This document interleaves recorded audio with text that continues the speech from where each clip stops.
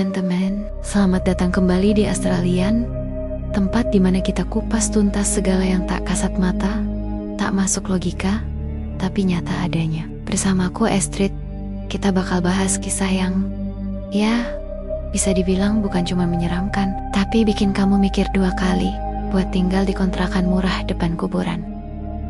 Judul cerita kali ini adalah Misteri Kontrakan yang Penghuninya Hantu Semua. Kisah ini terjadi di sebuah desa kecil di pinggiran kota Garut. Tempatnya sunyi, tapi banyak yang bilang kalau kamu tinggal di sana, pastikan kamu gak sendirian, meskipun kamu ngerasa lagi sendirian. Namanya Rani, seorang perempuan muda, baru menikah. Usianya belum genap 20 tahun. Bareng suaminya, Jaka, mereka memutuskan buat hidup mandiri. Nggak mau merepotkan orang tua. Dan ya, namanya juga hidup baru, pengen hemat. Sampai akhirnya mereka nemu kontrakan murah banget, cuma 500.000 per bulan. Tapi ada satu catatan kecil yang ternyata jadi awal segalanya. Kontrakan itu tepat di depan kuburan tua. Kontrakan itu terbagi jadi 5 petak. 3 diantaranya langsung menghadap ke arah kuburan. Petak paling pojok, yang paling gelap dan lembab, itulah tempat tinggal baru Rani dan Jaka. Di sebelah petak mereka ada satu saung tua. Katanya dulu sering dipakai anak-anak nongkrong. Tapi setelah beberapa kejadian, gak ada yang berani duduk di sana lagi. Apalagi setelah maghrib. Malam pertama masih tenang. Tapi malam kedua, jam 1 lewat, Rani yang tengah hamil besar mendadak dengar suara panci jatuh dari dapur. Pas dicek, gak ada apa-apa. Bersih. Panci pun masih tergantung rapi. Mungkin tetangga, pikirnya. Tapi pas besok ditanya, tetangga bilang gak dengar suara apapun. Dan disitulah rasa tenang mulai tergeser pelan-pelan oleh rasa curiga. Karena Jaka kerja di luar kota dan dapat fasilitas mes, Rani sering tidur sendirian. Dan ini jadi awal dari teror yang lebih dalam. Jam 3 pagi, Rani ngalamin sesuatu. Tapi kali ini beda. Ada sesosok kakek-kakek gondrong, matanya gak kelihatan, cuma jidat yang menonjol dan kulit keriput tampak duduk di dadanya. Mencekik pelan tapi mantap.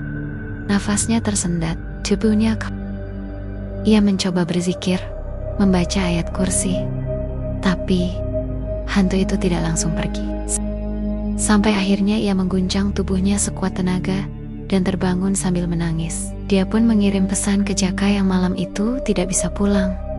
Tapi tak dibalas. Ia sedih, Ryan, dan bukan cuma sekali.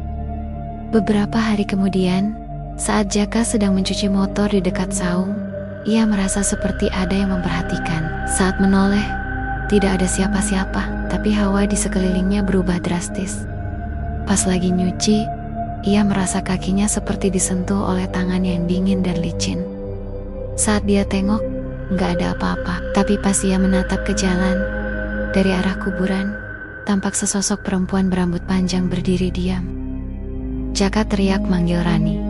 Mah, temenin sini dong. Padahal biasanya, dia cuek banget. Tapi malam itu, dia takut setengah mati. Beberapa hari kemudian, Rani dengar suara perempuan menangis.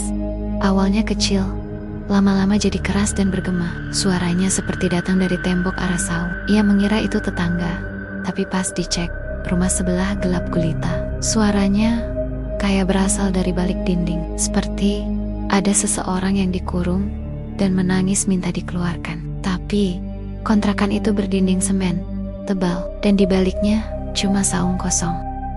Akhirnya, setelah makin sering diganggu dan pasca melahirkan, Rani dan Jaka pindah ke kontrakan bagian depan yang menghadap jalan raya. Tapi rupanya, makhluk dari belakang ikut menumpang.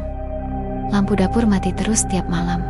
Padahal baru beli, ganti 4 kali pun tetap mati. Sampai akhirnya dinyalakan sambil dibacakan doa. Barulah lampunya bertahan. Dan lorong belakang dapur, menurut tetangga, ada penampakan perempuan yang kadang berdiri sambil menyisir rambutnya sendiri. Suatu malam, saat Jaka nongkrong di luar, Rani tidur bareng anaknya. Karena lagi hamil tua, ia susah tidur. Sekitar jam 3, ia kena repepan lagi. Kali ini, ia melihat 2 pasang kaki di atas kasur. Satunya milik anaknya. Tapi satu lagi, siapa? Ia hanya bisa melihat dari dengkul ke bawah. Kaki anak kecil yang tak dikenalnya diam tak bergerak, hanya berdiri menatap ke arah ranjang.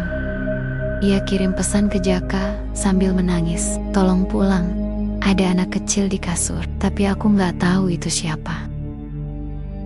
Ada satu kejanggalan yang disadari warga sekitar. Kontrakan itu selalu ramai penampakan di tanggal 28 dan 29. Menurut warga, itu waktu di mana energi tempat itu paling kuat. Kalau kamu dengar suara nangis atau lihat sesuatu berdiri di bawah pohon jambu, jangan coba dekati, kata salah satu tetangga.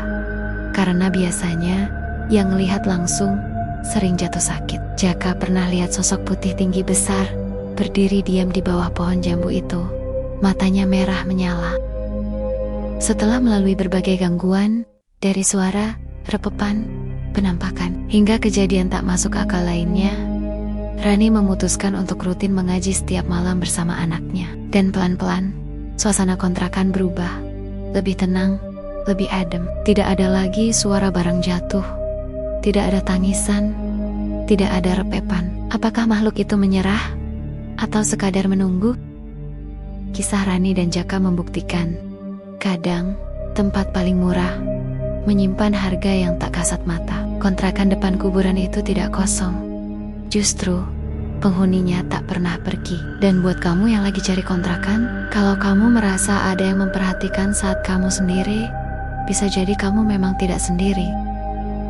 Sebagai penutup, aku mau bagi 2 kutipan bijak yang relate dengan kisah misteri ini. Pertama, yang tak terlihat bukan berarti tak ada.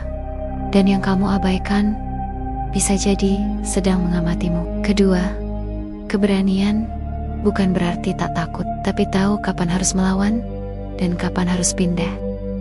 Oke, teman-teman, jika kamu suka dengan cerita ini, jangan lupa like, subscribe, dan nyalakan loncengnya biar nggak ketinggalan kisah horor selanjutnya. Dan kalau kamu punya cerita seram dari hidupmu, kirim ke Australian ya, biar kamu yang punya pengalaman, tapi kita semua yang merinding. Sampai ketemu di kisah berikutnya.